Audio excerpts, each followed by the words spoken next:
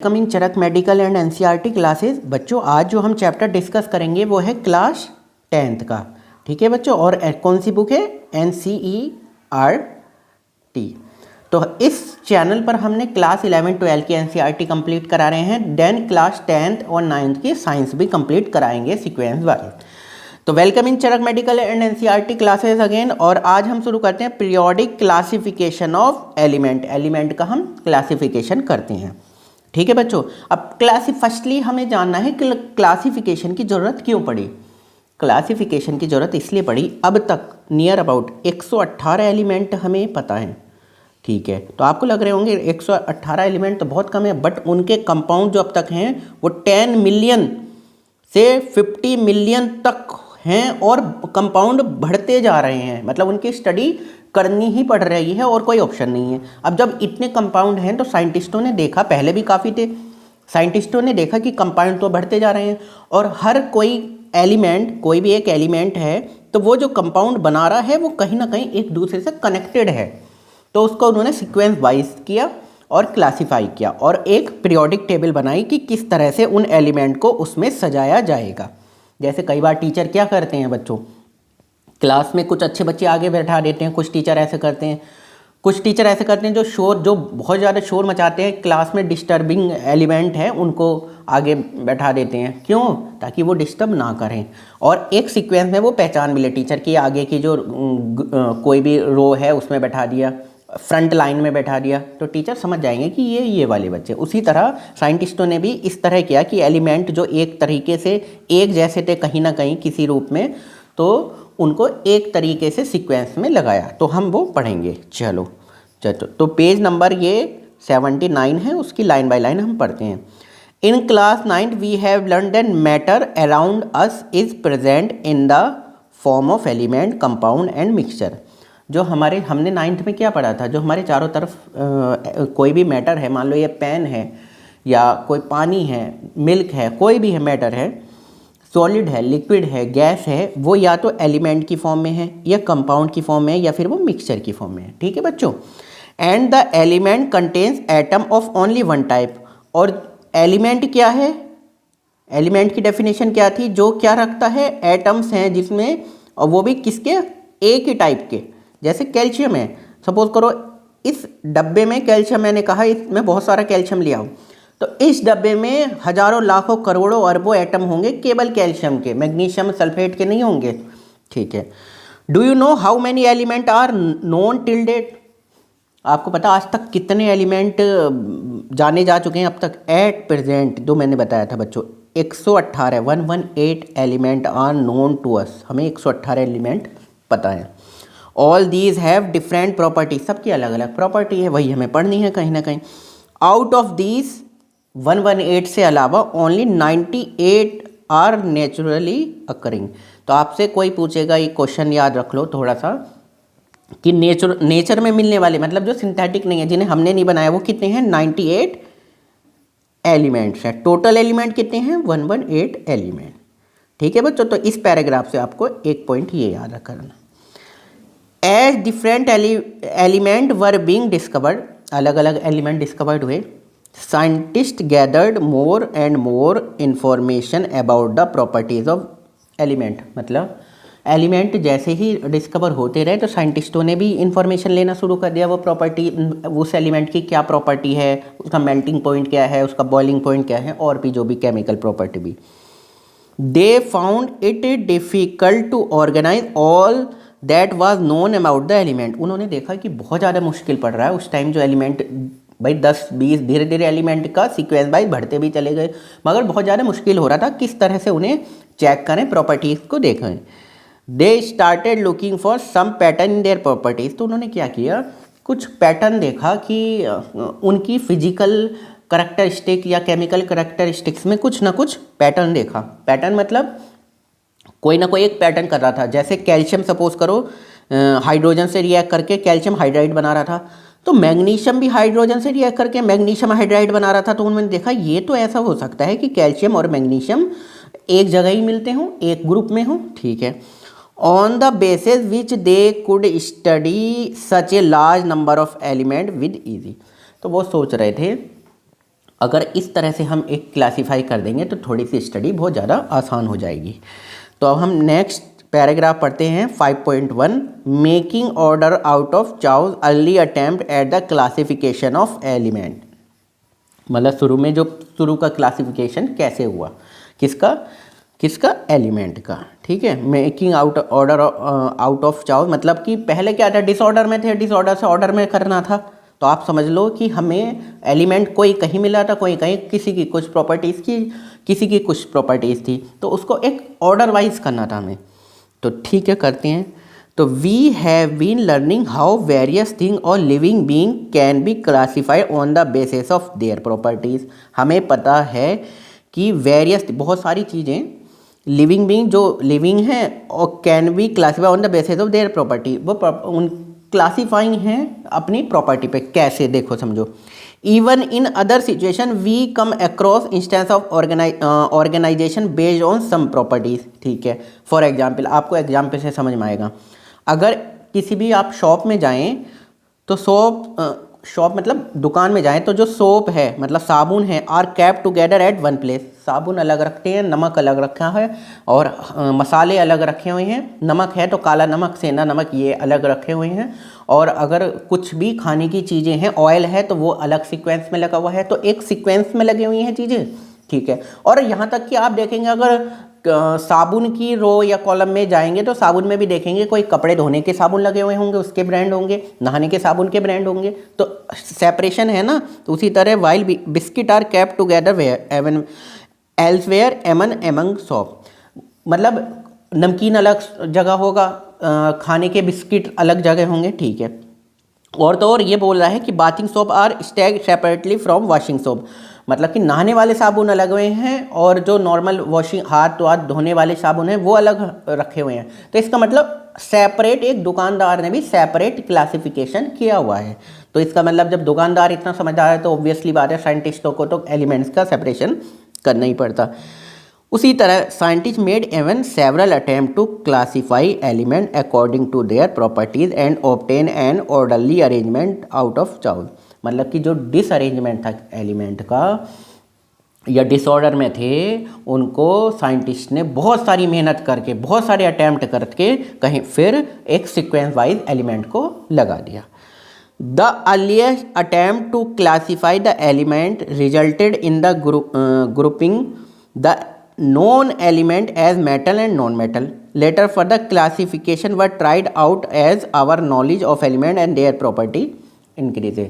देखो इस पैरा में ये बता रहे हैं कि ऑब्वियसली देखो एलिमेंट जो भी थे उसमें कुछ मेटल थे, कुछ नॉन मेटल थे, कुछ मेटलॉइड्स भी थे जो मेटल और नॉन मेटल की दोनों की प्रॉपर्टी रखें। तो एक तरह से साइंटिस्ट अपने अपने अकॉर्डिंग आते रहे और एक तरह से क्लासिफिकेशन चलता रहा। अब आप सोच रहे होंगे पहले ही साइंटिस्ट ने क्यों अच्छा क्लासिफिकेशन नहीं दे दिया। तो देखो बच्चों, आपको लग रहा होगा कि पहले से ही 118 एलिमेंट थे। नहीं, ये तो आज की डेट में है। पहले बहुत 15-20 फिर 50-55 की हुई स्टडी, फिर धीरे धीरे ऐसे बढ़ते गए। तो उसमें बीच में ऐड भी होते गए। तो सबसे फर्स्ट साइंटिस्ट जो कि आपके एग्ज़ाम में बोर्ड में आता हुआ है डोबेनियर है ये ट्राइड। तो डोबेनियर, व्हाट इज़ डोबेनियर ट्राइड, इस तरह से आ जाएगा। या डोबेनियर का क्या कैसे क्लासीफाई किया। तो 1817 में डोबेनियर एक जर्मनी के केमिस्ट है। ये tried to arrange the element with similar property into the group. उन्होंने क्या किया, जो सिमिलर प्रॉपर्टी थी, मान लो एक एक्स, एक वाई, एक जेड, तीन की सिमिलर प्रॉपर्टी, ट्राइड मतलब तीन है ना, तो उन्होंने एक ग्रुप में रख दिया। ठीक है, he identify some group having 3 element each. उन्होंने क्या किया कि एक ग्रुप में कितने एलिमेंट है, ए बी सी, 3 एलिमेंट है। ठीक है, so he called this group triad, तो इसलिए उसको ट्राइड बोला गया। ट्राइड मतलब 3। Dobereiner show that when the 3 element, जब 3 एलिमेंट इन ए ट्राइड, जब 3 एलिमेंट 3 रखे हुए हैं X Y Z, were written in order of increasing atomic mass. इसका एटॉमिक मास मान लो 10 है, इसका कुछ भी है मान लो 20 है, इसका है 40, कुछ ऐसे इन्होंने कोई भी एटॉमिक मास इस तरह रखा हुआ है कोई। The atomic mass of the middle element, जो एटॉमिक मास मिडिल एलिमेंट का था, ठीक है, यानी कि बाई का था, वॉज रफली the average of atomic mass of other two element, मतलब वो उन्होंने देखा वो लगभग रफली मतलब लगभग फर्स्ट और थर्ड के एलिमेंट का एवरेज है, यानी कि बाई का atomic mass x plus Z by 2 बैठ रहा है। तो उन्होंने देखा चलो सही है, सही तुक्का बैठ गया। फिर उन्होंने देखा कि अब लगा के भी देखते हैं प्रॉपर वे में, ये पूछा जाता है एग्जाम में कि कौन कौन से डोबेनियर ट्राइड थे। तो उन्होंने देखा take the triad consisting of lithium, उन्होंने पहले लिथियम लिया, सोडियम लिया एंड पोटेशियम लिया उनको, यानी कि लिथियम लिया, सोडियम लिया और पोटेशियम लिया। तो उन्होंने with the respective atomic mass कितना होता है, ये 7, ये कितना है 39 एंड ये 23। उन्होंने देखा 7 प्लस 39 यानी कि 39 प्लस 7 बाई 2 तो 46 बाई 2 यानी कि 23। उन्होंने देखा तुक्का सही बैठ गया है तो 23 ही आ रहा है, तो उन्हें लगा कि सही है ये, तो यानी कि मिडिल एलिमेंट के का जो एटॉमिक मास है वो x प्लस जेड जो मैंने बताया पहले और थर्ड का एवरेज बैठ रहा है। ठीक है, what is the average of atomic mass lithium and potassium, तो सबका उन्होंने निकाल लिया कि ठीक है चलो। How does compare with the atomic mass of sodium, तो ये पूछा जा रहा है कि कैसे कंपेयर किया, ये हमने बता ही दिया। ठीक है, अब उन्होंने देखो ये देखो गिवन बिलो टेबल 5.1, तो ये टेबल है 5.1। ठीक है, are some group of 3 element के ग्रुप हैं ये these elements are arrange downwards in order of increasing atomic mass के ये एटॉमिक मास बढ़ता जा रहा है ना नीचे 14, 31, 74 ये बढ़ता जा रहा है, इनके एटॉमिक मास ये हैं। ठीक है बच्चों, ये हैं ये atomic mass. Can you find out which of these group form Dobereiner triad, तो देख सकते हैं हम कौन सा है। 40 प्लस 137 40 प्लस 137 40 प्लस 137 बाई 2 तो ये लगभग आएगा 87, तो इसे सही है, इसके पास आ रहा है।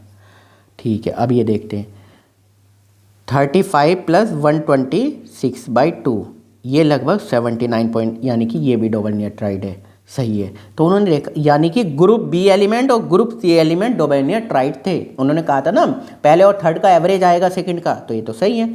लेकिन नाइट्रोजन और फास्फोरस और आर्सेनिक ये तीनों देखा तो 14 प्लस 74 प्लस 14 तो ये हो गया 8, ये हो गया 8, यानी कि 44 आना चाहिए, ये तो 31 है, तो ये नहीं है।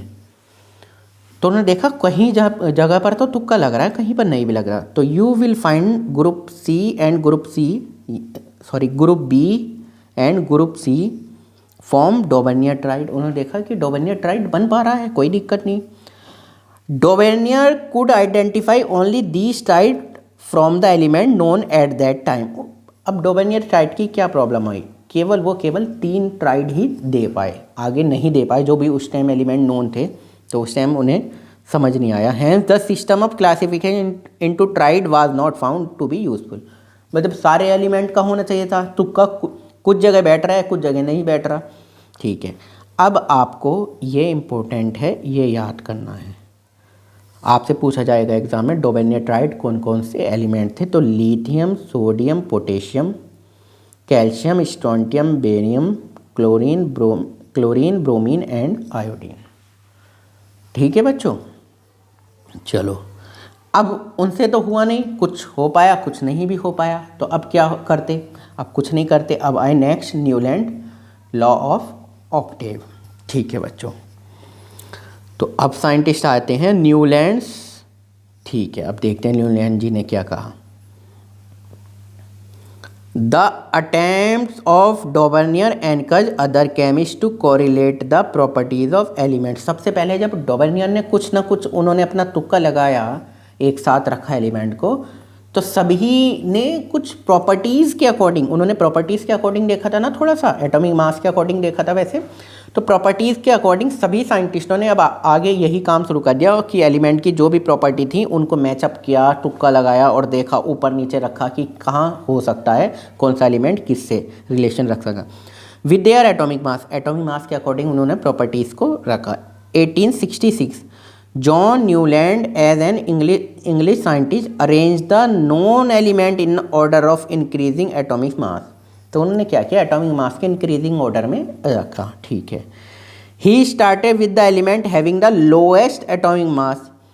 तो उन्होंने एलिमेंट को कहाँ से शुरू किया? सबसे कम एटॉमिक मास किसका था? हाइड्रोजन का, ठीक है। And ended at the thorium which was the 56th element. और हाइड्रोजन से शुरू किया और चलते चलते चलते चलते चलते चलते कहाँ तक रुके? 56 किसका था? थोरियम का, ठीक है, हाइड्रोजन का 1, ठीक है। He found that every 8th element had properties similar to that of first. उन्होंने देखा यानी कि 1 2 3 4 5 6 7 फिर 8th की जो प्रॉपर्टी थी, एवरी 8th एलिमेंट, 8th की प्रॉपर्टी पहले से रिजेंबल कर रही है, वो जैसी लग रही है। फिर 9 आया तो 9th की दूसरे से हो गई, ये उसके लिए 8th हो गया। तो उन्होंने कहा अच्छा ये तो सही तुक्का लग रहा है।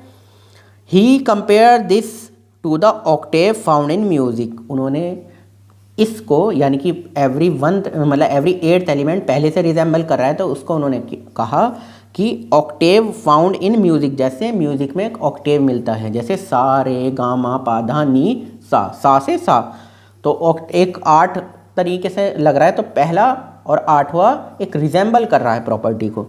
अच्छा, तो उन्होंने हो सकता है उनको म्यूजिक पसंद हो, इस तरह से उन्होंने लगा रहे हो तुक्का।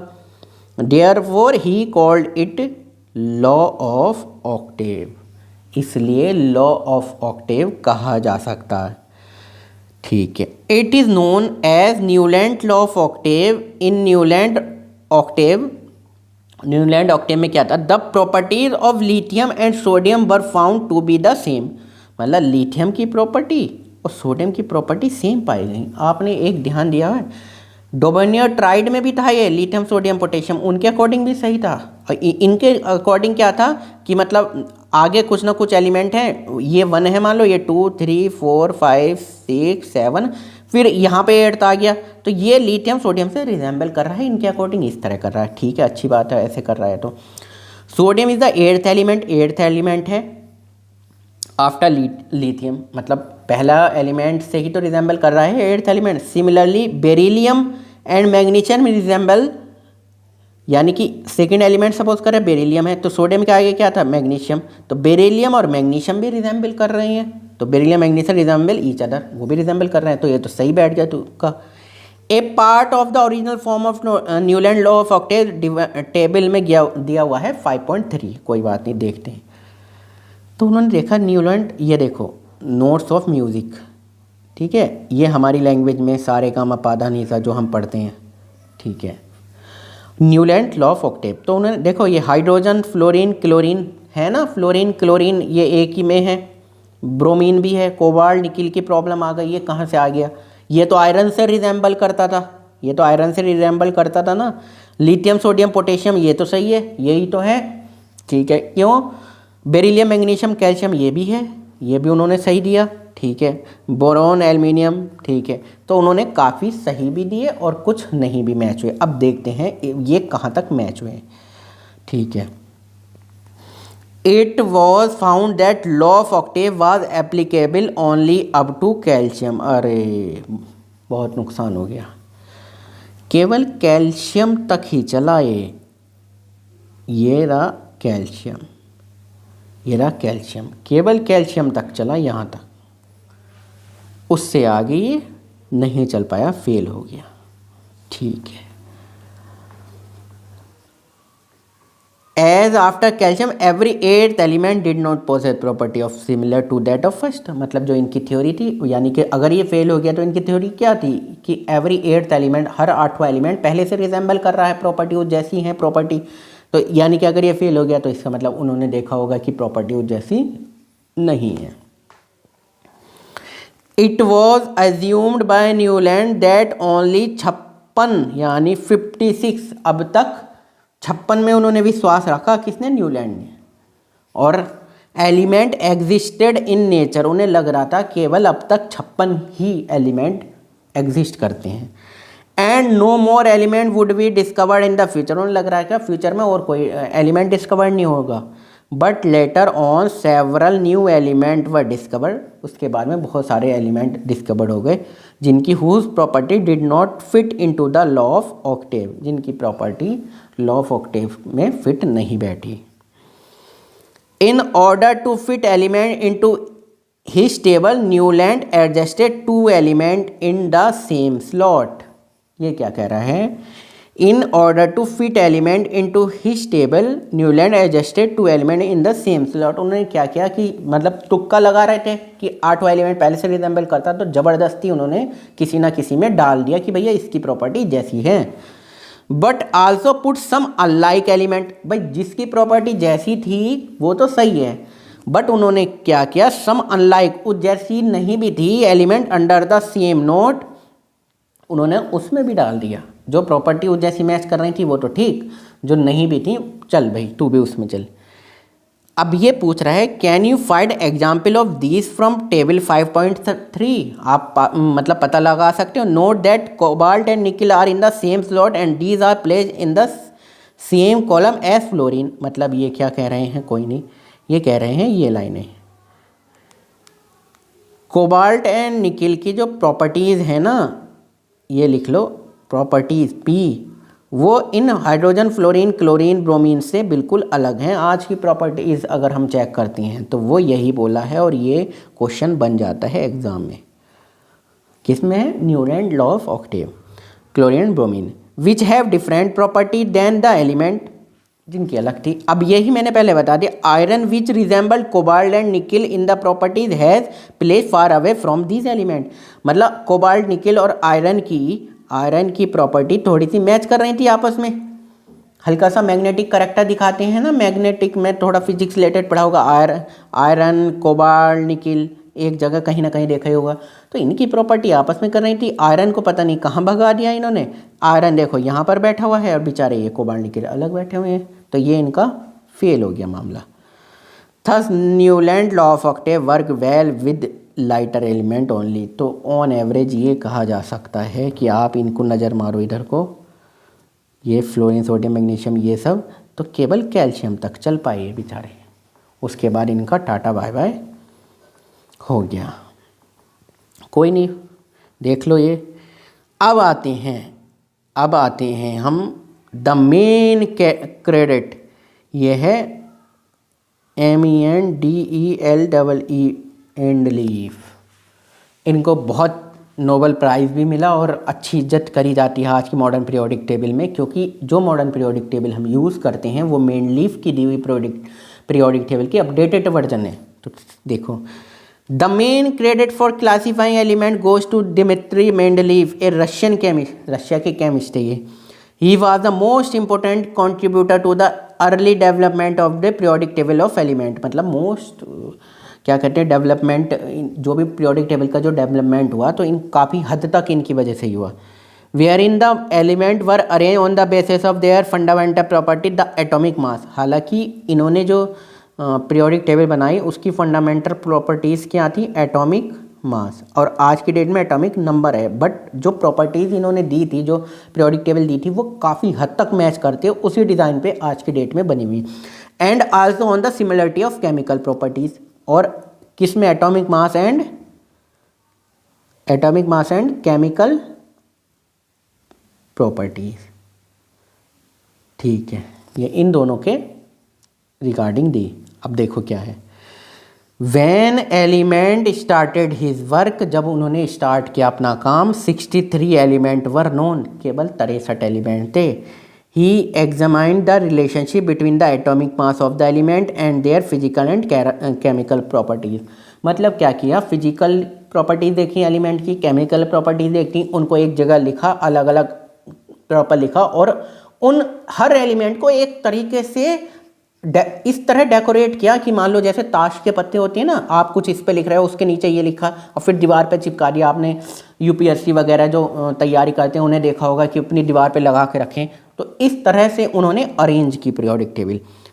हर एक एलिमेंट बहुत महीनों तक, सालों तक स्टडी की। Among chemical properties Mendeleev concentrated on the compound form by element with oxygen and hydrogen. उन्होंने क्या किया? हर एलिमेंट, क्या कोई भी एलिमेंट है, मान लो X है, तो उसको रिएक्ट कराया हाइड्रोजन से और रिएक्ट कराया ऑक्सीजन। रिएक्ट कराया मतलब उसका कंपाउंड बना के देखा कि क्या बनेगा। He selected hydrogen and oxygen as they are very reactive. उन्होंने क्या किया, कंपाउंड को चेक किया उन्होंने, क्योंकि ऑक्सीजन और हाइड्रोजन बहुत ज़्यादा रिएक्टिव हैं। And form compound with most element, और लगभग सभी के साथ कंपाउंड बनाते हैं वो। The formula of hydride and the oxide form by an element were treated as one of the basic property of element for its classification. मतलब कि उन्होंने जब देखा ना कि किसी, जैसे सपोज करो एक कैल्शियम है, ठीक है, एक लिथियम है, ठीक है, तो उन्होंने देखा लिथियम का तो हाइड्राइड का फॉर्मूला ये बन रहा है, कैल्शियम के हाइड्राइड का फॉर्मूला CaH2 बन रहा है। उन्होंने देखा मैग्नीशियम के हाइड्राइड का फॉर्मूला MgH2 बन रहा है। उन्होंने देखा सोडियम के हाइड्राइड का फॉर्मूला NaH बन रहा है। तो आप जरा अपनी बुद्धि लगा के बताओ, ये एक ग्रुप के हुए ना, लग रहे हैं, ये एक ग्रुप के लग रहे हैं। तो उन्होंने ऐसे लगाया अपना दिमाग, और ये जो हम दिमाग लगा रहे हैं ये रट के उनकी लाइनें पढ़ के, उन्होंने जो किया उसको पढ़ के बता रहे हैं। हमारे अंदर भी इतना नहीं है। आपको लग रहा होगा ये तो बहुत आसान था। आसान ये तब था जब चीज़ें पता हैं, इसलिए आसान था। कोई चीज़ तुम्हें नहीं पता तो वो आसान है। आपको एक दृश्यम मूवी देखी होगी आपने, तो आपको दृश्यम मूवी की आप स्टोरी बता सकते हो।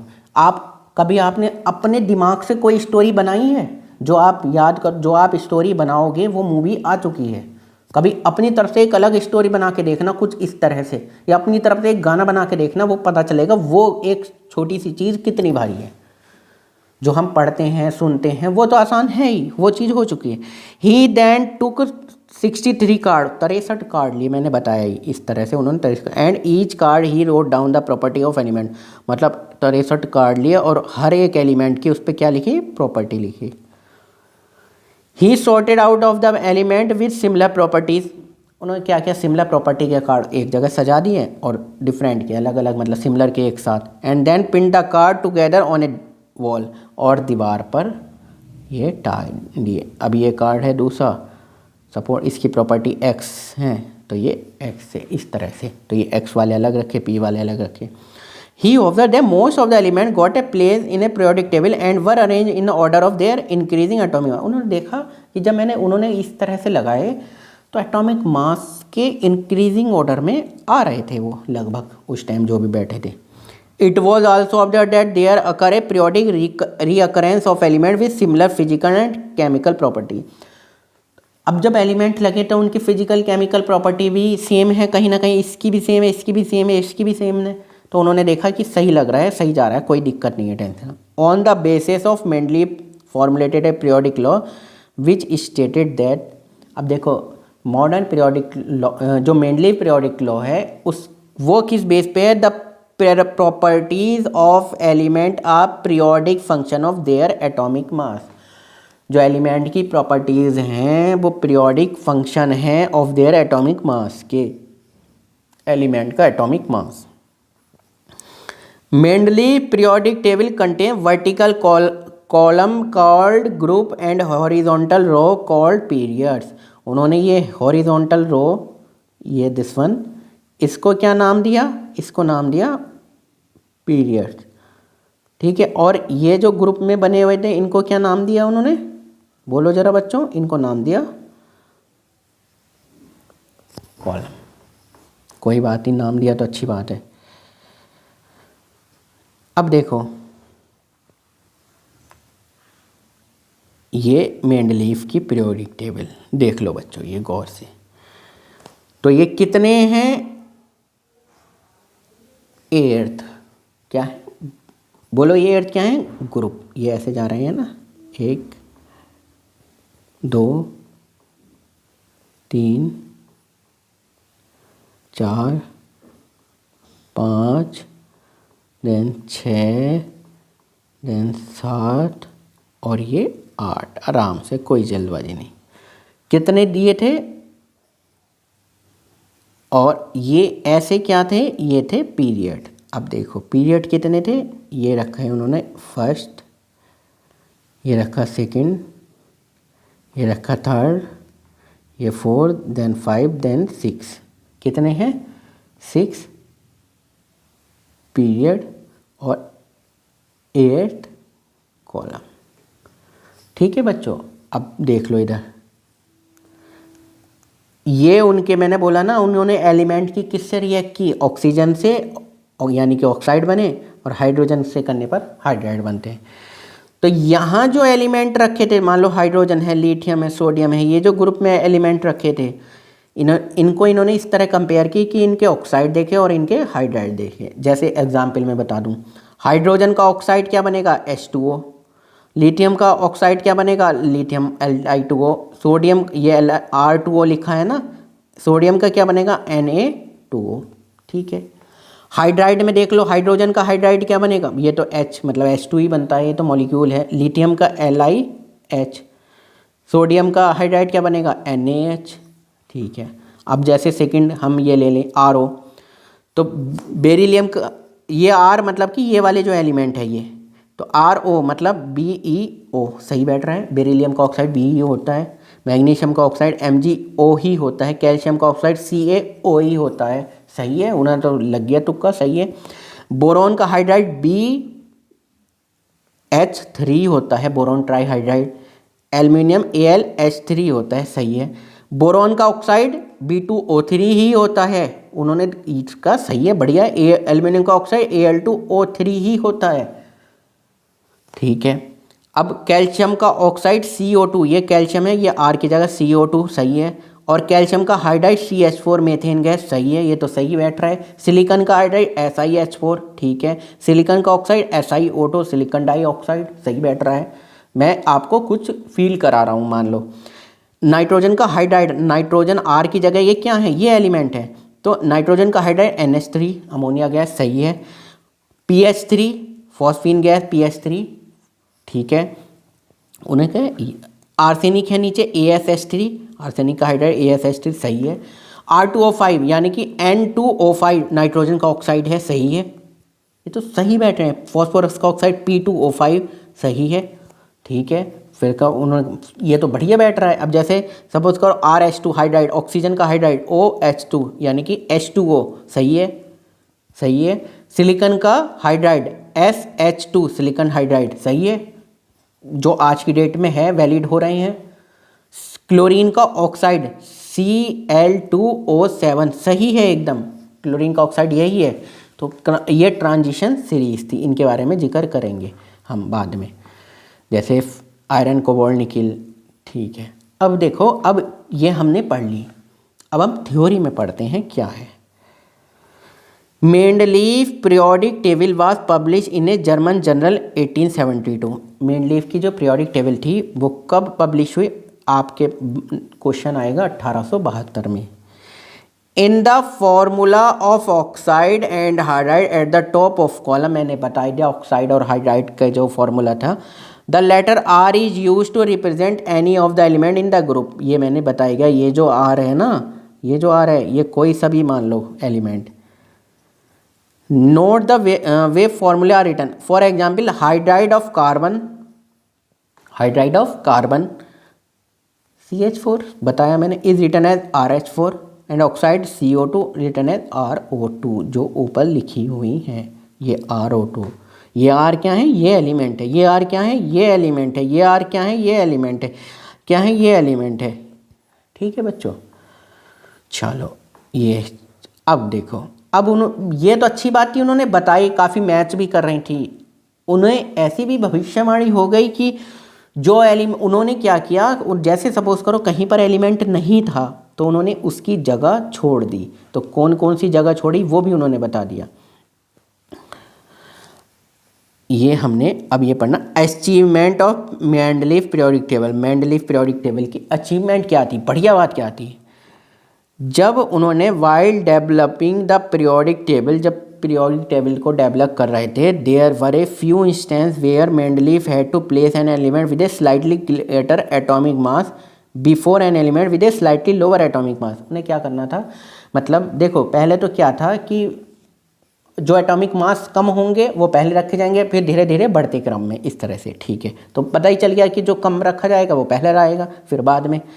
The sequence was inverted so that element with similar property could be group together, मतलब कि जब अगर सीक्वेंस में रखोगे एटॉमिक मास को तब वो सिमिलर प्रॉपर्टी शो करेंगे वो element. For example cobalt atomic mass 58.9 appeared before nickel atomic mass 58.7। But देखो थोड़ा सा दिक्कत ये हो गई थी कि अब जैसे कोबाल्ट है 58.9, ये तो उन्होंने पहले रख दिया। और निखिल है यानी कि 58.9 और निखिल है 58.7, ये उन्होंने रख दिया बाद में। क्यों? क्योंकि निखिल NI, तो प्रॉपर्टी मैच उस ग्रुप के अकॉर्डिंग इस तरह से कर रही थी। तब ये सोचना भी था ये रखा हुआ क्यों है, जबकि बढ़ते क्रम में रखना था हमें, तो यानी कि पहले निखिल आना चाहिए था। चलो कोई बात नहीं, आगे देखेंगे। लुकिंग टेबल देख लो, पता चला 5.4। ऐसा सच है या नहीं है? तो कहाँ है कोबाल्ट और कहाँ है निकल, आप मुझे बताओ। ये देखो कोबाल्ट 58.9 और 58.7, ये तो ऐसे आना था, जबकि ऐसे ही तो आना था। तो ये क्या लफड़ा हो गया? चलो जो कोई बात नहीं, हर लफड़ा जो साइंटिस्टों में जो टेंशन होती है ना, वो नए साइंटिस्ट को जन्म देती है, ऐसे समझ लो आप।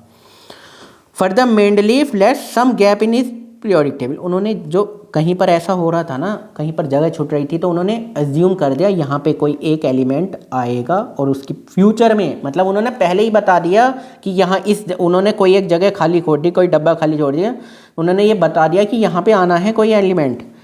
Instead of looking upon these gaps are defect as defect, उन्होंने ये नहीं बताया कि ये गैप मेरी गलती है, डिफेक्ट है। वो इतना श्योर थे कि यहाँ कोई एलिमेंट आएगा फ्यूचर में, और आया। Mendeleev boldly predicted the existence of some element that had not been discover at that time, उस टाइम डिस्कवर्ड भी नहीं हुए थे, तब उन्होंने पहले ही बता दिए थे, भविष्यवाणी। Mendeleev name them by prefixing a Sanskrit numeral, मतलब उन्होंने क्या किया, उसका नाम भी रख दिया। जैसे सपोज करो एल्यूमिनियम के बाद गैलियम आता है, तो उन्होंने गैलियम को लिख दिया एका एल्यूमिनियम, इका करके लिखते हैं ना, तो इका एल्यूमिनियम। वाह क्या बात थी, इका। हो सकता है उनके उस टाइम संस्कृत भी जैसे जर्मन वगैरह पुरानी लैटिन लैंग्वेज और जर्मन और बहुत सारी लैंग्वेज काफ़ी पुरानी है, रशिया की लैंग्वेज पुरानी है, तो ऐसे ही इंडिया में संस्कृत के हो सकता है संस्कृत आए हों या क्या रीज़न रहा हो, कुछ नहीं पता। तो eka to the name of preceding the element in the same group, उन्होंने एका करके लिख दिया। For instances scandium gallium and germanium discover later, जो बाद में डिस्कवर्ड हुए हैं, स्कैंडियम गैलियम जर्मेनियम, और जो बाद में डिस्कवर्ड हुए उसकी जगह तो उन्होंने छोड़ दी। है प्रॉपर्टीज डिस्कवर्ड है, उनका नाम रख दिया उन्होंने एका बोरॉन, एका एल्यूमिनियम, एका सिलिकॉन, मतलब कि जैसे एल्यूमिनियम है तो इसके बाद आना उन्होंने जगह छोड़ दी, कोई बात नहीं। सिलिकॉन है, इसके बाद जगह छोड़ दी। तो एल्यूमिनियम के बाद क्या आया, गैलियम, तो उन्होंने इसको बोल दिया इका एल्यूमिनियम। वाह। और सिलिकॉन को क्या बोल दिया, इका, मतलब सिलिकॉन के बाद जो आएगा उसको क्या बोल दिया, इका सिलिकॉन। तो क्या आया, ये सिलिकॉन जर्मेनियम आया। तो उन्होंने इस तरह की प्रेडिक्शन भी दे दी थी, सोचो। और जो उन्होंने इसकी प्रॉपर्टी बताई थी, वही प्रॉपर्टी आज भी निकली लगभग वही पर। Respectively the properties of eka aluminium predicted by Mendeleev and those of the element gallium which was discovered later, बाद में जो डिस्कवर्ड हुए रिप्लेस एका एल्यूमिनियम आर लिस्टेड एज, जो उन्होंने डिस्कवर्ड किए वो सेम ही थे। जब उन्होंने बताया था ना ये एका एल्यूमिनियम की प्रॉपर्टी, और यानी कि जो एका नाम दिया उन्होंने, और जो गैलियम उसका नाम रखा गया बाद में गैलियम, तो जो एका एल्यूमिनियम उन्होंने नाम दिया था ना, उसकी प्रॉपर्टी देखो इन्होंने बताया था 68 निकला 69.7, कितना नियर है। उन्होंने बताया था इसका जो ऑक्साइड बनेगा वो बनेगा Al2O3, और निकला क्या, मतलब Al2 का मतलब Al यहाँ पे नहीं है, एका Al2O3 यानी E2O3, ई से सिंबल कर दिया, तो यही निकला Ga2O3 गैलियम के अकॉर्डिंग। जो क्लोराइड का फॉर्मूला था उन्होंने बताया Cl3 आएगा, तो गैलियम क्लोराइड यही आया। तो सोचो क्या लेबल था उनका। ठीक है बच्चों, क्या लेबल था, उन्होंने पहले ही भविष्यवाणी कर दी। ठीक है, अब ये देखो ये paragraph, this provided convincing evidence for both of correctness and usefulness of Mendeleev periodic table. अब आप समझ रहे हो किस तरह से करेक्ट किया और क्या यूज है उसका मेंडलीव पीरियोडिक टेबल का। Further it was the extraordinary success of Mendeleev prediction that lead to chemist not only to accept his periodic table but also recognise him as the originator of the concept of which it is based, मतलब उनको originator बताया कि जो main concept पे जिस तरह उन्होंने sequence में लगा के जो मेहनत लगाई थी मेंडलीफ जी ने, पूरी दीवार पर सजा के कार्ड रखे, समझे उसको। आपको लग रहे होंगे बहुत आसान है, बहुत मुश्किल होता, कई साल लगते हैं एक scientist. Noble gas like helium, neon, argon has been mention in many context before this. These gases were discover very late because they are very inert. मतलब ये जो helium, neon, argon, krypton, xenon, radon, जो भी आप inert gas देखते हैं, ये बहुत ज़्यादा बाद में डिस्कवर्ड हुई है, बिकॉज ये रिएक्ट ही नहीं करती थी बेचारी, शांति से आराम से पड़े जाते हैं, inert and present in extremely low concentration in our atmosphere. या एक और रीज़न था, हमारे एटमोसफियर में ये बहुत कम माइन्यूट क्वांटिटी में है, इस वजह से बहुत ज़रूरत नहीं, जो बहुत कम है तो ज़रूरत ही नहीं हुई उसके कुछ चेक करने की।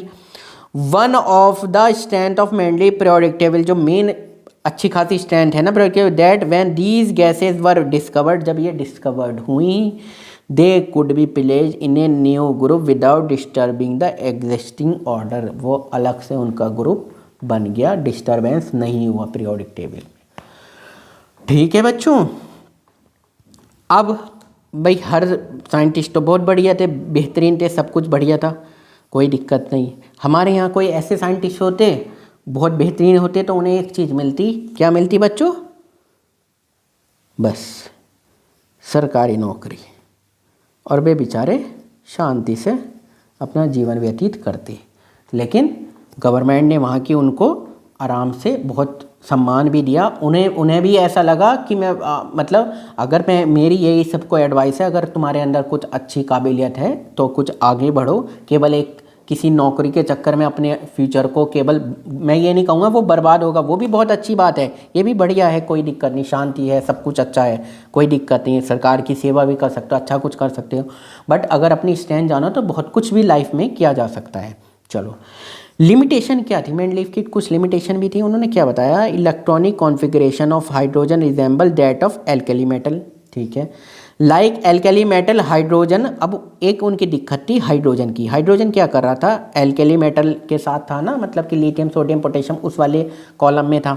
ठीक है, अब ये क्या बना रहा था? लाइक एल्कली मेटल की तरह hydrogen combine with alkali metal की तरह हेलोजन, ऑक्सीजन, सल्फर से भी रिएक्ट कर देता था। ठीक है, जैसे हेलोजन मतलब सोडियम है, हेलोजन ये क्लोरीन है, तो सोडियम क्लोरीन से कर रहा है, ठीक है, सोडियम फ्लोरीन से कर रहा है, ठीक है, सोडियम क्लोरीन फ्लोरीन आयोडीन से कर रहा है, सोडियम आयोडाइड, सोडियम हाइड्रोजन से भी कर रहा है, सोडियम हाइड्राइड। तो हाइड्रोजन का थोड़ा सा समझ में नहीं आ रहा था ये किस ग्रुप में जाएगा, group fluorine, chlorine, bromine, iodine वाले में तो नहीं जाएगा कहीं पर।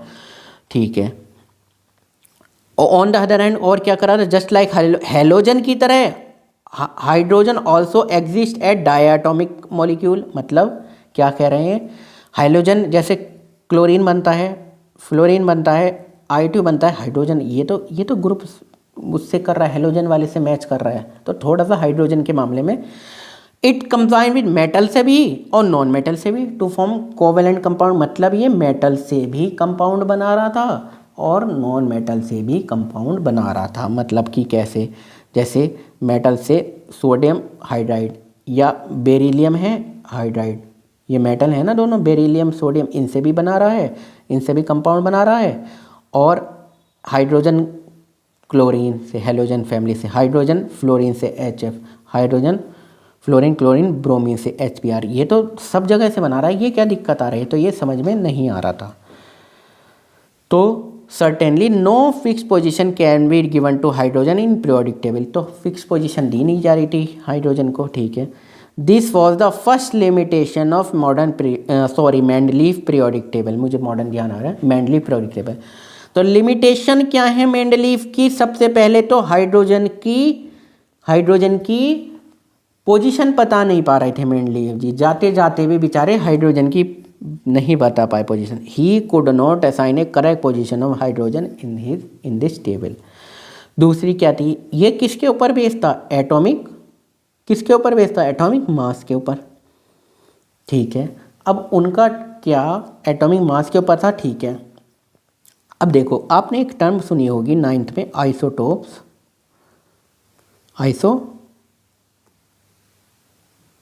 बार सुनी है? ठीक है, अब देखो, isotopes were discover long after Mendeleev had proposed his periodic classification और एलिमेंट। मतलब जब उन्होंने मेंडलीव जी ने बता दी पीरियोडिक क्लासिफिकेशन एलिमेंट का, तो तब आइसोटोप्स का डिस्कवर्ड हुआ। ठीक है, पढ़ते हैं अभी। Late us recall that isotope of element have similar chemical properties. अब जो आइसोटोप्स होते हैं उनकी प्रॉपर्टीज़ क्या होती हैं? उनकी तो सिमिलर होती हैं but different atomic mass. But isotopes का तो एटॉमिक मास डिफरेंट होता है। अब जब डिफरेंट होता है, मान लो एक ये है आइसोटोप 6C13, 6C14, ये 12 है, ये 13 है, ये 14 है। अरे ये तो एटॉमिक मास में फ़र्क आ रहा है। कार्बन के ये 3 आइसोटोप्स हैं, पढ़े हैं आपने 9th क्लास में, मुझे पता है। तो इन दोनों को तो फिर अलग अलग प्लेस मिलना चाहिए पीरियोडिक टेबल में, मेंडलीव की पीरियोडिक टेबल में। बट ये तो क्या करते हैं, ये तो सेम प्रॉपर्टी रखते हैं केमिकल की, कार्बन के। तो ये भी मामला फंस गया। ठीक है, तो अब ये पढ़ते हैं। अब आते हैं, हमारा कौन सा पेज चल रहा है बच्चों, एक बार पेज नंबर भी देख लें, 85। तो 85 चल रहा है, कोई बात नहीं, वे तो बेचारे फर्गत थस। Isotope of all element pose a challenge to Mendeleev periodic law. अब आइसोटोप बहुत बड़ा चैलेंज हो गया, अब क्या करें, बेचारे वो तो चले गए, कोई दिक्कत नहीं। Another problem was that the atomic mass do not increases in regular manner in going from one element to the next. मतलब एटॉमिक मास भी प्रॉपर वे में, जो हम बढ़ते क्रम में इंक्रीजिंग वे में लगा रहे थे, उसमें भी लफड़ा फंस गया। क्यों? कोबाल्ट और निकिल में कोबाल्ट का तो ज़्यादा है, क्या है, ज़्यादा है, और निकिल का क्या है, कम है। ये भी लफड़ा फंस गया आगे भी। So it was not possible to predict how many element could be discovered between two element specially when we consider the heavier element. उन्होंने ये भी बताया। अब जैसे किसी इनका एटॉमिक मास का ना एग्जैक्ट नंबर इंक्रीजिंग वे में नहीं चल रहा था, ठीक है, कुछ ना कुछ चेंज हो रहा था। अब मैं आपको दिखाता हूँ ये कैसे। ये देखो आप समझने के लिए, ये कहाँ गई modern, sorry Mendeleev periodic table, एक मिनट बच्चों। हाँ, ये देखो, अब ये ही है, ये 55.85, 58.59, 58.93। इसमें ऐसे क्या पता चल रहा है कि बच्चों कि कितने एलिमेंट आएंगे, कुछ नहीं पता चल रहा। चलो ये तो एक गड़बड़ थी कि ये वाला कम था, ये यहाँ आना चाहिए था। बट इनमें क्या पता चल रहा है, ये जैसे 50.20 है, ये 54 है, पता नहीं इनके बीच में कितने आए। ये तो मतलब ये हमने एटॉमिक मास के थ्रू बताए हुए थे, लेकिन एटॉमिक मास के थ्रू नहीं होती, अब तो एटॉमिक नंबर के थ्रू होते हैं। तो ये मतलब समझ में आ रहा था, कुछ समझ में नहीं आ रहा था। ये समझ में आ रहा था कि कुछ समझ में नहीं आ रहा था कि इनके बीच में कितने एलिमेंट आएंगे। ठीक है बच्चों, तो यही लाइन वो बोल रहे थे। चलो कोई बात नहीं, इतनी टेंशन वाली बात नहीं है। तो making order out of chaos the modern periodic table पढ़ते हैं हम। ठीक है, इन 1913 में Henry Moseley showed that the atomic number of an element is more fundamental property. मतलब एटॉमिक नंबर जो है ज़्यादा फंडामेंटल प्रॉपर्टी, मेन प्रॉपर्टी है of than its atomic mass. Atomic mass से भी ज़्यादा अच्छी प्रॉपर्टी जो हमारे पीरियोडिक टेबल में फॉलो होगी वो क्या थी, एटॉमिक नंबर। ये किसने बताया, हेनरी मोजले ने। कब बताया, 1913 में बताया। कोई बात नहीं, एटॉमिक एज डेस्क्राइब बिलो, जो नीचे लिखा हुआ है। Accordingly, Mendeleev periodic law was modified and atomic number was adopted as the basis of modern periodic table, and the modern periodic law can be stated as follows। मतलब कि उन्होंने Mendeleev की periodic table में थोड़े बहुत changes किए, और हमने देखा कि जब बढ़ते क्रम में सही से पता नहीं चल रहा मास का, मान लो ये 54 है, नेक्स्ट आ गया 58, तो कुछ पता ही नहीं चला, तो तब पता लगाया कि एटॉमिक नंबर से चलेंगे अब हम। चलो ठीक है, तो properties of element are a periodic function of their atomic number. Property element की जो प्रॉपर्टीज हैं वो पीरियोडिक फंक्शन होंगे ऑफ देयर एटॉमिक नंबर के। ठीक है, let us recall that the atomic number gives us the number of proton in a nucleus of an atom. अब atomic number क्या है, नंबर ऑफ प्रोटॉन है, कितने प्रोटॉन हैं इन द न्यूक्लियस में किसी एटम के। ये सपोज करो ये एटम है, इसमें 15 प्रोटॉन है, 15 प्रोटॉन हैं, तो इसका एटॉमिक नंबर कितना होगा, 15 होगा। समझ में आया। And this number increases by 1 in going from one element to the next, मतलब एक यहाँ से जा रही है X by Z A B, तो एक एक बढ़ रहा है, एक एक बढ़ रहा है, एक एक बढ़ रहा है, +1 हो रहा है। ठीक है, left right. Element when arrange in order of increasing atomic number Z lead us to the classification known as the modern periodic law table 5.6। Prediction of the properties of element could be made with more precision when elements were arranged on the basis of increasing atomic number। जब हम atomic number के according चले तो periodic table बहुत ही सही बनी। उसकी जो प्रॉपर्टीज़ थी, जो एलिमेंट की जो प्रॉपर्टीज़ थी वो सीक्वेंस वाइज में बहुत सारी तरीके से आ रही थी। किसके अकॉर्डिंग? एटॉमिक नंबर के अकॉर्डिंग। एटॉमिक मास से कौन चले थे? जो अब तक जितने भी थे। कौन कौन थे? डोबर्नियर थे। कौन थे दूसरे बताओ? Newland law of octave. तीसरे कौन थे? मेंडलीफ थे। अब ये एटॉमिक नंबर से कौन आए? हेनरी मोसले आए। कौन से ईयर में आए? 1913 में आए। याद रहेगा, बहुत अच्छी बात है, याद रहेगा तो। और ये मॉडर्न पीरियोडिक टेबल दी हुई है बच्चों, ये आपको नज़र आ रही होगी, ये आप देख सकते हो। ये 18 ग्रुप हैं और 7 पीरियड हैं। ठीक है, कोई बात नहीं। अब हम इसको थोड़ा सा इस टाइप से करके चेक करते हैं।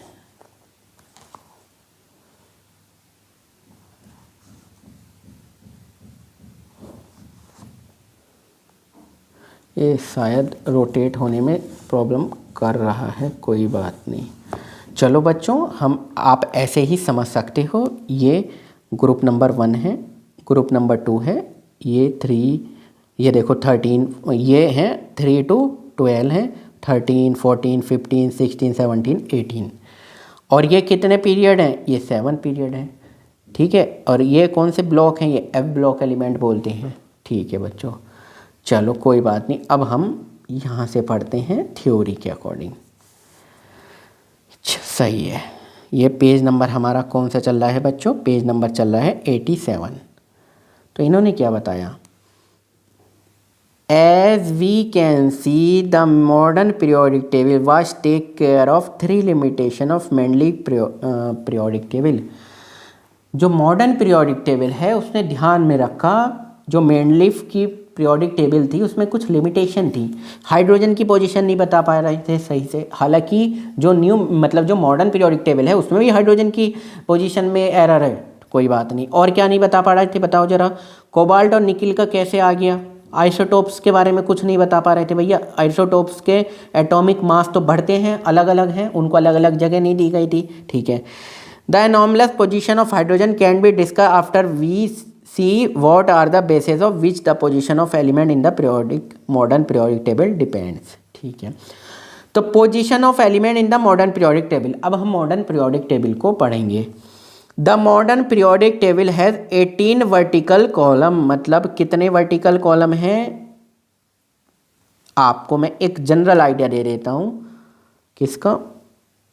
मॉडर्न, एक मिनट बच्चों, मॉडर्न पीरियोडिक टेबल का ये है, ये है, ये है, ये है, यहाँ बने हुए, यहाँ बने हुए, और बीच में लास्ट में ये।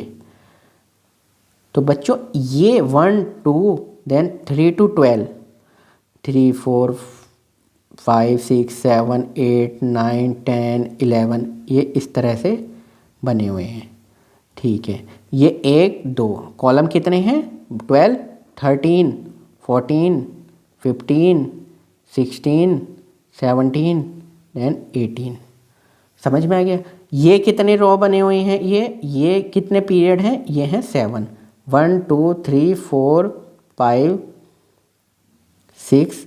थोड़ा बहुत बुरी बन चुकी है, कोई बात नहीं, एक जनरल आइडिया है। लास्ट में कुछ एलिमेंट ये भी हैं, इनको बोलते हैं एफ ब्लॉक एलिमेंट। ये दोनों हैं, ये इनको बोलते हैं एस ब्लॉक। अभी केवल नेम याद कर लो, आपके सिलेबस में बहुत ज़्यादा नहीं है S B D F block. ये जो बीच में ये हैं, इनको बोलते हैं डी ब्लॉक। या ट्रांजिशन एलिमेंट, ट्रांजिशन, और इनको बोलते हैं पी ब्लॉक। और जो ग्रुप 18 है, ये 18 ग्रुप है, इनको बोलते हैं, ये है इनर्ट गैस, INERT। ठीक है बच्चों, ठीक है, थोड़ा सा आइडिया आपको लग गया होगा। अब देखो हम पढ़ते हैं। The modern periodic table was 18 vertical column, मैंने बता दिया ये 18 है, known as group and 7 horizontal row known as period. ठीक है, let us see what decides the placing of an element in certain group and period. मतलब अब हम देखते हैं ग्रुप और पीरियड में किस तरह एलिमेंट का फिलिंग हुई है और किस तरह। You will find that all of these element contain the same number of valence electron. मतलब कि उनका मतलब है कि आप अगर उनके एटॉमिक नंबर को चेक करोगे तो देखोगे same number of valence electron हैं, किसमें, सेम ग्रुप में। अगर ये ग्रुप 1 है तो सेम वैलेंस इलेक्ट्रॉन होंगे, ग्रुप 2 है तो सेम वैलेंस होंगे, अभी हम देखेंगे।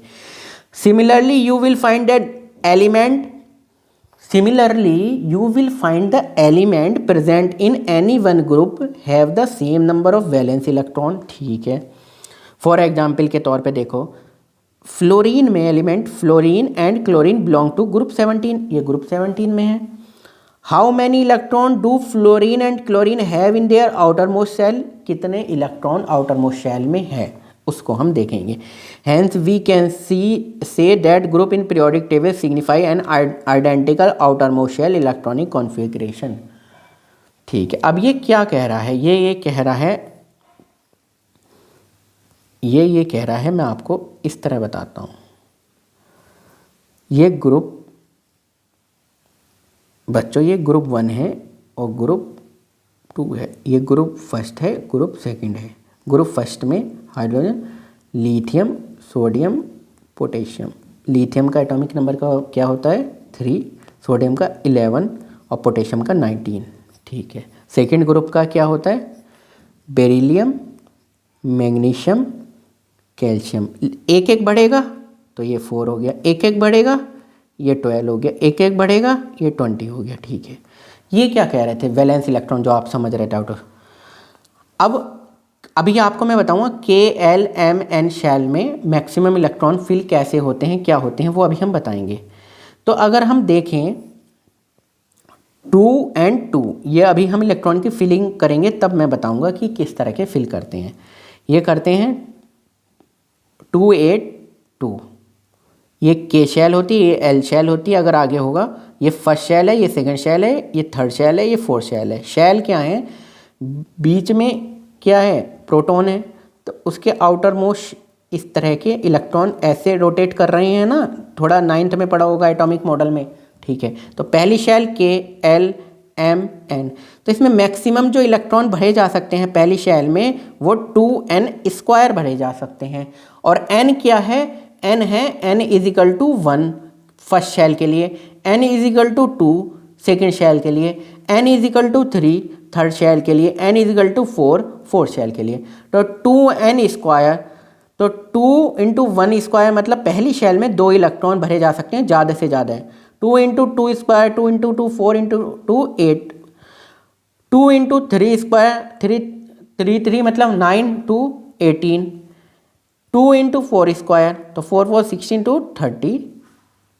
ये पहली शेल में मैक्सिमम ये इलेक्ट्रॉन भरे जा सकते हैं, दूसरी शेल में मैक्सिमम 8 इलेक्ट्रॉन भरे जा सकते हैं, तीसरी शेल में मैक्सिमम 18 इलेक्ट्रॉन भरे जा सकते हैं और चौथी शेल में मैक्सिमम 32 इलेक्ट्रॉन फिल किए जा सकते हैं। कोई बात नहीं, कर सकते हैं। तो ये क्या कह रहे थे कि अब पहली शेल में 2 हो गए तो बचे 2, पहली शेल में 2 हो गए, दूसरी शेल में कितने भरे जा सकते हैं 18, अब 18 तो बचे नहीं है, केवल 10 बचे हैं, तो यानी कि स्टेबिलिटी के लिए 8 भरे, 2 8 फिर 2 हो गए। पहली शेल में कितने भरे जा सकते हैं 2, दूसरी शेल में फिर 8, देन फिर 8 फिर 2, यानी कि आउटर मोस्ट शेल में कितने इलेक्ट्रॉन हैं 2, और यही तो बॉन्डिंग में पार्टिसिपेट करेंगे, वैलेंसी है इनकी 2। उसी तरह इनकी वैलेंसी कितनी हो जाएगी 2 1 2 8 1, 11 को 2 8 1 2 8 10 1 2 8 8 1, तो ये इनकी वैलेंसी कितनी है 1, यही बता रहा था। तो सेम वैलेंसी सेम नज़र आ रही है ना चीज़ें। ठीक है बच्चों, चलो ओ कोई बात नहीं। You will find that these elements do not have the same number of valence electron but they contain the same number of shell। अब देखो, अगर हम बात करें पीरियड में, अब मैंने सोडियम से मैग्नीशियम गया या लिथियम से बेरिलियम गया, पोटेशियम से कैल्शियम गया, ठीक है। अब मैंने एक बार, अब मैं पीरियड की भी बात करता हूँ। ये क्या है, लिथियम है, ये बेरिलियम है, NaMg, ये फर्स्ट ग्रुप है, ये सेकंड ग्रुप है, इससे ऊपर है हाइड्रोजन, ये पोटेशियम है, ये कैल्शियम है। बच्चों ये बताओ, ये है एटॉमिक नंबर 3, ये है 4, ये है 11, ये है 12, ये है 19, ये है 20। मुझे एक बार बताओ, इसको मैंने कैसे लिखा था 2 and 1, इसको कैसे लिखा था 281, इसको कैसे लिखा था 2881। इनके तो वैलेंस इलेक्ट्रॉन 1 1 है, सही है, बहुत बढ़िया। इनके कैसे लिखे थे 2 2, इनके कैसे लिखे 282, इनके कैसे लिखे 2882, इनके भी ये वैलेंस इलेक्ट्रॉन 2 है। तो ये कितनी शेल है 2, ये कितनी शेल है 2, ये कितनी है पीरियड में, ये सेकंड, ये थर्ड पीरियड, ये 281, यानी कि first shell, second shell, third shell. ये कितनी है first shell, second shell, third shell. ये कितनी है first shell, second shell, third shell, fourth shell. ये कितनी है first shell, second shell, third shell, fourth shell. इसका मतलब पीरियड में शेल नंबर इंक्रीज नहीं होती, सेम शेल होती हैं। अब समझ में आ गया। तो ये जो पैराग्राफ है केवल ये यही कह रहा था, केवल ये यही कह रहा था। और मैंने आपको बता दिया पहली शेल को KLMN शेल, ये पूरा पैराग्राफ यही कह रहा था। अब हम पढ़ते हैं नीचे, ठीक है बच्चों। अब कौन सा बचा है, पेज नंबर 89 देन 90 में ख़त्म है। तो ये हमारा बचा है 88 पेज नंबर। मैंने बता चुका हूँ how many electron are there in the first, second, third and fourth period. पहले, दूसरे, तीसरे, चौथे पीरियड में कितने इलेक्ट्रॉन कैसे फिल हो रहे हैं। अब we can explain the number of element in this period based on how electron are filled into various shell. Shell में कैसे फिल हो रहे हैं। How you will study the detail of this in higher classes. Basically आप 11-12 class में बहुत ज़्यादा proper way में पढ़ते हैं, बट यहाँ पे एक शॉर्ट तरीके से दिया हुआ है। Recall that the maximum number of electron that can be accommodated in a shell, यानी कि ये प्रोटॉन है, एक शेल, दूसरी शेल, तीसरी शेल। तो पहली शेल हो या दूसरी शेल हो या तीसरी शेल हो, किस फॉर्मूले के द्वारा, 2n²। कौन सा फॉर्मूला, 2n²। n = 1 आता है पहली शेल के लिए, n = 2 आता है दूसरी शेल के लिए, n = 3 आता है तीसरी शेल के लिए, n = 4 आता है फोर्थ शेल के लिए। पहली शेल को बोलते हैं K, दूसरी शेल को बोलते हैं L, तीसरी शेल को बोलते हैं M और चौथी शेल को बोलते हैं N। समझ में आ गया बच्चों, ठीक है। तो ये देखो K शेल, पहली शेल के लिए 2 × 1², 2 इलेक्ट्रॉन मैक्सिमम, 8 इलेक्ट्रॉन, 18 इलेक्ट्रॉन, ठीक है। थर्ड पीरियड है ओनली 8 इलेक्ट्रॉन। अब देखो अब क्या कह रहे हैं, the position of an element in the periodic table tells us about its chemical reactivity, ठीक है। As you have learn the valence electron determine the kind and number of bond formed by an element. अब ये इन्होंने ये line में क्या बोल दिया, बहुत बड़ी बात बोल दी क्या, हाँ ये बहुत बड़ी बात बोल दी। क्यों, क्योंकि वैलेंस इलेक्ट्रॉन जैसे ये एक हैं तो केवल यही पार्टिसिपेट करेंगे आउटर मोस्ट शेल। जैसे सपोज करो ये बीच में ये K शेल, ये L शेल, ये M शेल। अब इसमें मान लो लास्ट शेल में एक इलेक्ट्रॉन बन रहा है, किसी भी का भी एग्जाम्पल लिया, सपोज करो मैंने लिया ये सोडियम का। तो सोडियम में बीच में प्रोटॉन कितने होते हैं, 11, प्लस से दिखा दिया। तो पहली शेल हो गई ये, दूसरी शेल हो गई ये, तीसरी शेल हो गई ये सोडियम कहाँ गया, यहाँ पर गया। तो पहली शेल में 2 इलेक्ट्रॉन सपोज करो यहाँ घूम रहे हैं, दूसरी शेल में 8 इलेक्ट्रॉन, 1 2 3 4 5 6 7 8, ठीक। तीसरी शेल में 1 इलेक्ट्रॉन, ये वाला ये केवल 1 इलेक्ट्रॉन। तो केवल आउटर मोस्ट शेल का इलेक्ट्रॉन इट विल पार्टिसिपेट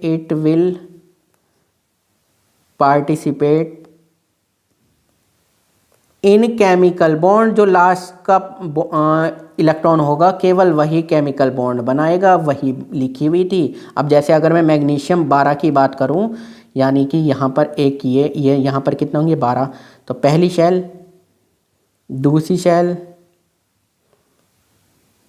तीसरी शेल, ठीक है। तो पहली शेल में 2 इलेक्ट्रॉन 2, दूसरी शेल में 8 इलेक्ट्रॉन 4 5 6 7 8, तीसरी शेल में 2 इलेक्ट्रॉन। तो अब 2 इलेक्ट्रॉन ही पार्टिसिपेट करेंगे किसमें, क्या बनाएंगे, वो बॉन्ड बनाएंगे। मैं आपको एग्जाम्पल भी बताता हूँ।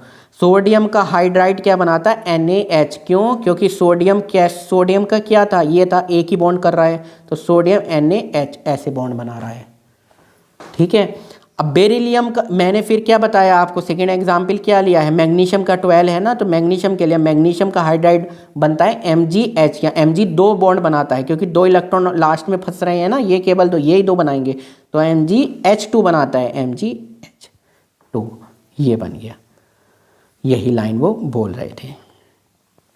अब हमारा लास्ट टॉपिक है, बहुत ही important, trend in modern periodic table, ठीक है। सबसे पहले वैलेंसी मैंने जिक्र कर दिया, फर्स्ट ग्रुप में वैलेंसी फर्स्ट, सेकंड ग्रुप में वैलेंसी सेकंड, ठीक है, जो आउटर मोस्ट शेल में इलेक्ट्रॉन है। आपको ये याद रखना है, अगर आपने 10th में नहीं पढ़ा या पढ़ा है, कि कोई भी एलिमेंट अपने आउटर मोस्ट शेल में 8 इलेक्ट्रॉन बनाना चाहता है, ठीक है, हाइड्रोजन हीलियम को छोड़ के, ठीक है, वो स्टेबल फील करता है। तो अगर उसके मान लो 3 तक हैं तो वो 3 डोनेट दे देगा अपने, तो पिछली सेल में 8 हो जाएंगे। अगर मान लो उसके एलिमेंट 3 तक हैं तो 3 डोनेट कर देगा। सपोज करो 4 हैं तो कंबाइंड में बॉन्ड बना लेगा। अगर 5 हैं तो 3 लेगा। अगर 6 हैं आउटर मोस्ट सेल में तो कितने लेगा, 2 लेगा। अगर 7 हैं तो आउटर मोस्ट सेल में तो 1 इलेक्ट्रॉन लेगा। और 8 हैं तो फिर वो एक तरह से 18 ग्रुप हुआ ना, इनर्ट है वो, तो है ना, रिएक्ट नहीं कर रहा, वो तो स्टेबल पड़ा है अपना शांति से। तो ये कुछ उसी थ्योरी पे। As you know the valency of element is determined by the number of valence electron. किसी चीज़ की वैलेंसी, कितने वैलेंस इलेक्ट्रॉन हैं उससे पता चलती है। Present in the outer most shell of its atom, जो आउटर मोस्ट का मतलब क्या, सबसे बाहर वाली शेल में कितने इलेक्ट्रॉन हैं। जैसे मुझे ये बता दो जल्दी से, कैल्शियम है, उसका वैलेंसी कितनी है, तो कैल्शियम का एटॉमिक नंबर है 20। तो पहले शेल में कितने, 2, फिर 8, फिर 8, फिर 2, 2 8 10 8 18 2, तो ये वैलेंसी कैल्शियम की हो गई 2। मैग्नीशियम है, मैग्नीशियम की वैलेंसी कितनी होगी, एटॉमिक नंबर कितना होता है, 12 होता है। तो पहले में 2, देन फिर उसके बाद 8, देन उसके बाद 2, तो 8 10 तो 12, ठीक है। दूसरा एटॉमिक साइज। अब मुझे एटॉमिक साइज बताओ। ये मैंने ले लिया लिथियम, ये मैंने ले लिया सोडियम, ये मैंने ले लिया पोटेशियम। लिथियम का एटॉमिक नंबर 3, सोडियम का 11, पोटेशियम का 19। ये इस तरह बना हुआ है, ये बीच में है ही, तो ये पहली शेल, ये दूसरी शेल, हमने गलत बना दिया। ये तो पॉजिटिव है, ये पहली शेल, ये दूसरी शेल, ये पॉजिटिव है ही, ये पहली शेल, ये दूसरी शेल, ये तीसरी शेल। ये 19 का ये पोटेशियम का ऐसे समझ लो, ये है ही, ये पहली शेल, दूसरी शेल, तीसरी शेल, और ये चौथी शेल। सॉरी बुरी बनी है ऑब्वियसली। ये पहले 2 इलेक्ट्रॉन, फिर 1, फिर इसमें फिर 2 इलेक्ट्रॉन, 8 इलेक्ट्रॉन, 1 इलेक्ट्रॉन, ये 11 होता है ना, 2 8 1 2 1 3, अब 19 2 8 8 1। तो ये कितनी हो गई शेल, तो शेल बढ़ रही हैं, इलेक्ट्रॉन बढ़ रहा है, तो साइज बढ़ रहा है ना। साइज क्या होता है, न्यूक्लियस से आउटर मोस्ट शेल की दूरी, तो ये होती है एटॉमिक साइज। तो ये बढ़ रहा है ना, तो नीचे जाने पर, ग्रुप में नीचे जाने पर साइज क्या होता है, बढ़ता है। तो आपसे पूछेंगे ग्रुप में नीचे जाने पर साइज क्या होता है, बढ़ता है। ठीक है बच्चों, ठीक है। तो यही लाइन उन्होंने बताई है। The term atomic size refer to the radius of an atom, radius है एटम की। The atomic size may be visualise as the distance between the centre of the nucleus, centre से यानी कि यहाँ, ये सेंटर से यहाँ के बीच के atom, and the outer most shell of the isolated atom. कोई अलग सा आइसोलेटेड एटम लिया और आउटर मोस्ट शेल, सबसे बाहर वाली शेल, ये मैंने बताई थी, ये है उसकी आर रेडियस।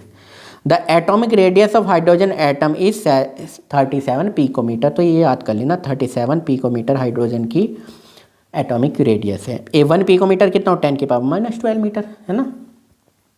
ठीक है, let us study the variation of atomic size in A group in and in a period. तो ठीक है, एटॉमिक साइज हम देखते हैं। ठीक है, you will see that the atomic radius decreases in moving from left to right along a period। तुम क्या देखोगे कि लेफ्ट टू राइट जब चलोगे ना तो एटॉमिक नीचे जाने पर एटॉमिक साइज बढ़ेगा, क्योंकि शेल नंबर पहले 2 फिर 3 फिर 4 फिर 5 तो बढ़ रहे थे। अच्छा, जब हम लेफ़्ट टू राइट जाएंगे, सपोज़ करो मैं ये बनाता हूँ और ये बनाता हूँ, लिथियम बनाता हूँ, सोडियम बनाता हूँ, पोटेशियम बनाता हूँ, बेरिलियम बनाता हूँ, मैग्नीशियम बनाता हूँ और कैल्शियम बनाता हूँ। ठीक है, आप मुझे बताओ लिथियम का क्या है 3, beryllium 4, sodium 11, magnesium 12, potassium 19, calcium 20। मुझे ये बताओ कि लेफ़्ट टू राइट, लेफ़्ट से राइट में चले तो ये घट क्यों रहा है? घटना तो नहीं चाहिए था, क्योंकि इसमें कितनी शेल हैं? इसमें 1 2, इसमें 2 आ गए, इसमें 1 आ गए। इसमें कितनी शेल हैं? 2 2 यानी कि 2 शेल। इसमें 3 शेल दोनों में, इसमें 4 शेल दोनों में। तो फिर ये घट क्यों रहा है साइज? ये घट इसलिए रहा है, अब हम बताते हैं क्यों घट रहा है। अब 2 कंपेयर करते हैं सोडियम की, ये लेफ़्ट में सोडियम है और इतना ही साइज बना देंगे, सॉरी ये सोडियम बनाया मैंने, ये बनाया मैंने मैग्नीशियम।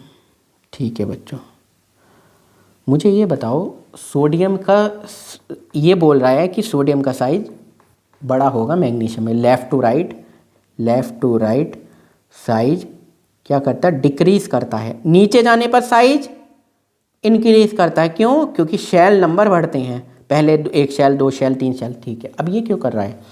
देखो ये पॉजिटिव है, इसके बीच में भी पॉजिटिव है। इसमें कितने हैं? इसमें कितने न्यूक्लियस हैं? 11। इसमें कितने हैं? न्यूक्लियस हैं 12, मतलब न्यूक्लियस सॉरी प्रोटॉन, न्यूक्लियस के अंदर प्रोटॉन कितने? इसमें 11 हैं सोडियम में, और इसमें कितने? 12। तो 11 का मतलब पहले 2 फिर 8 और फिर 1। इसमें 12 हैं तो इसमें 2 8 फिर 2। अब मुझे बताओ शेल तो उतनी ही है, तो ये पॉजिटिव चार्ज है। ये कौन सा चार्ज है? पॉजिटिव। ये कौन सा चार्ज है? पॉजिटिव। इलेक्ट्रॉन पर कौन सा चार्ज होता है? Negative charge. निगेटिव होता है ना, निगेटिव। तो ये तो 11 लोग मिलके खींच रहे हैं पॉजिटिव को, और सॉरी निगेटिव को, ये पॉजिटिव 11 लोग, और यहाँ पर 12 हैं, मतलब कि 12 लोग इलेक्ट्रॉन को इसको खींच रहे हैं।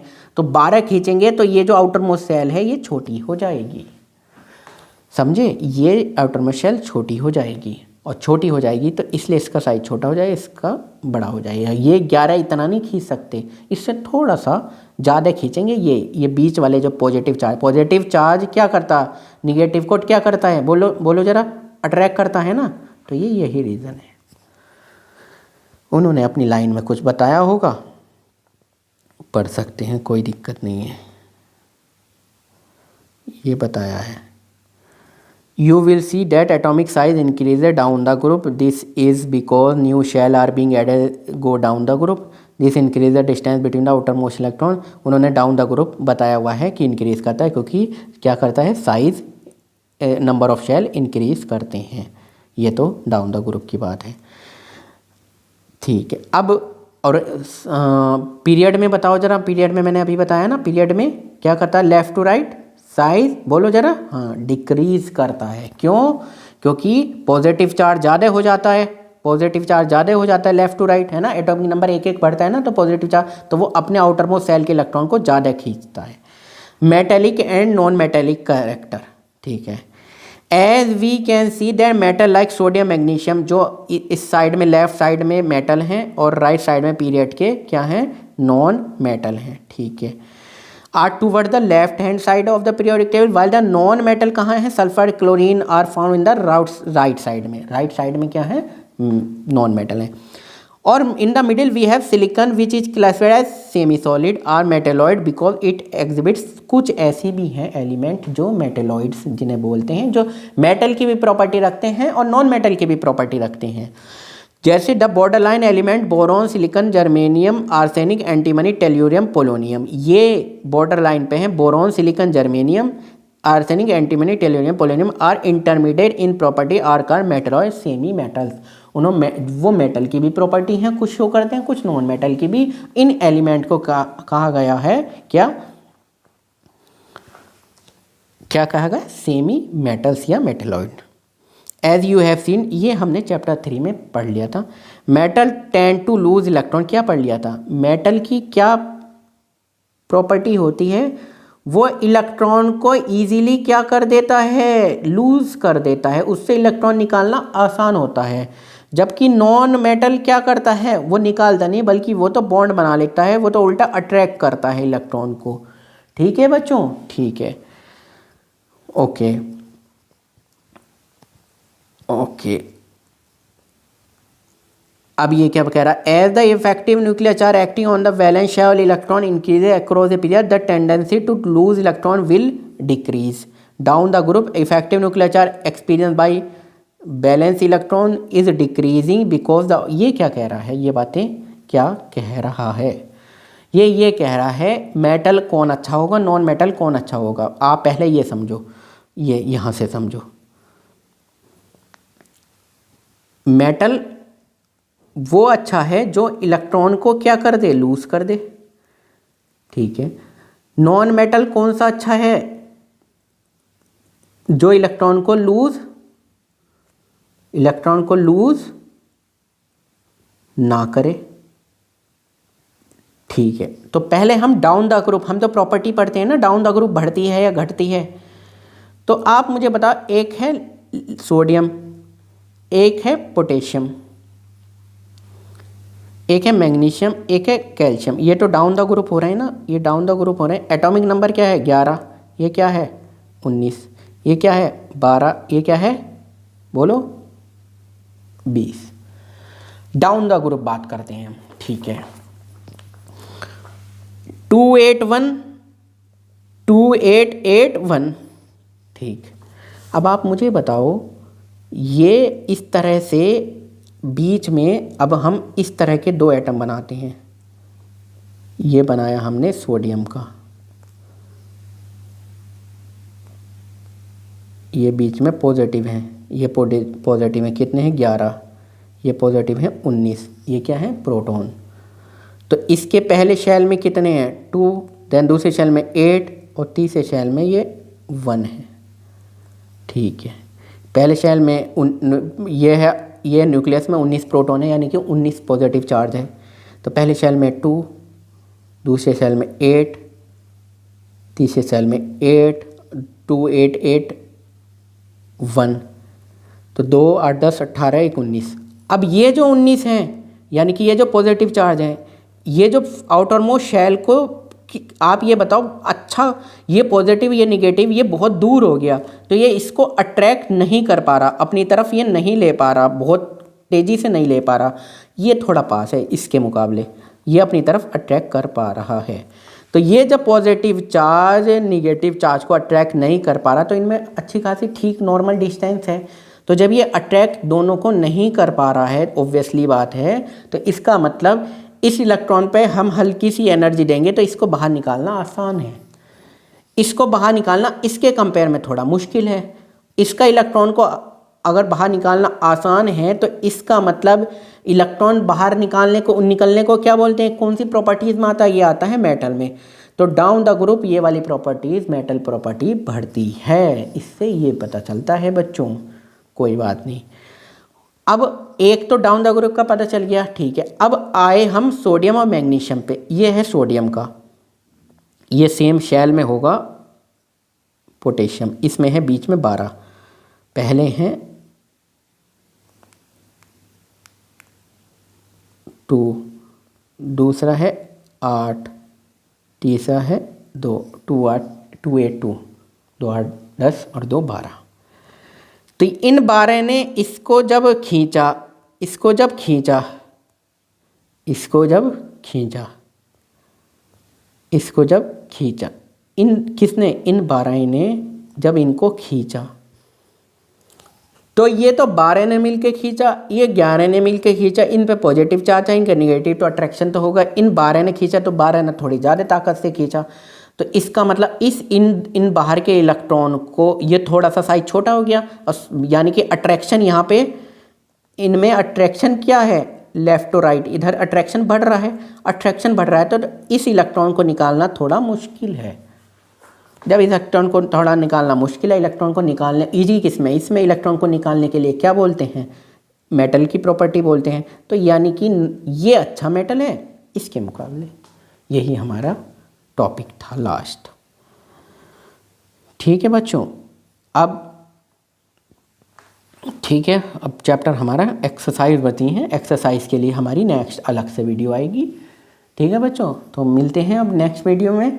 चरक मेडिकल एंड एनसीईआरटी क्लासेस में आप पढ़ते रहें। हमारी आप ऐप भी डाउनलोड कर सकते हैं जिसमें प्रॉपर वे में NCERT line by line class 10th की साइंस कंप्लीट है। बाकी हम नीट के लिए बताते हैं, नीट के लिए बेसिकली हम पढ़ाते हैं 9th 10th 11th और 12th केमिस्ट्री। बट हमारी केमिस्ट्री या biology exact line by line चलती है, लाइन बाय लाइन से ही टेस्ट सीरीज बनी है, लाइन बाय लाइन से ही जो PYQ आए हैं केवल वो ही लाइन बाय लाइन पढ़ाते हैं। और एनसीईआरटी को हम 3 स्टेप में एंड करते हैं, एक नॉर्मल वे में जो पहली बार, जैसे आपको ये जो एनसीईआरटी पढ़ाई गई है वो सिंपल वे में पढ़ाई गई है, सेकंड में थोड़ी सी हार्ड में, और थर्ड में जो उससे रिलेटेड मैक्सिमम हम नॉलेज ले सकते हैं रेफरेंस बुक के थ्रू, वो पढ़ाई जाती है। ठीक है बच्चों, मिलते हैं फिर नेक्स्ट वीडियो में।